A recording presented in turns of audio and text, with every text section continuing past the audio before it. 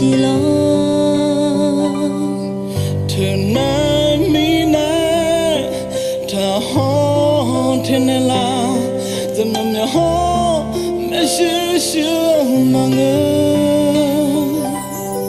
mình nuôi chế truy nhang nó ơ nữ gan mà gà gan à đi ngơ lối nữ chế ho nè nên dần ya ya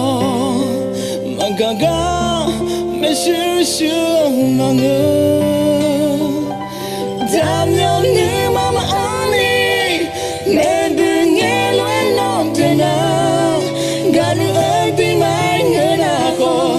gà nữ ơi tim anh ngỡ mà để theo mọi lời như khó chỉ đi đi tim anh như gà nữ cha lên thế lên nhà nữ khó chỉ ở đây gió mà hết dòng nhà thì có lên để đã lên mà nó thì đâu gì mi mà tha vô im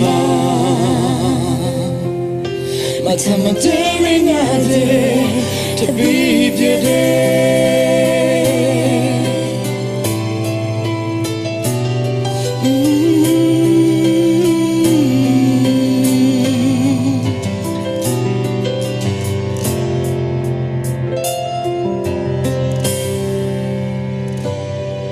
mà đó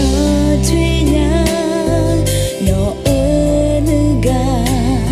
dầm nhầm nhỏ ho mấy chữ ông chỉ lo thường nay mi nay thà ho thiên la dầm nhầm nhỏ ho mẹ xưa xưa mà ngơ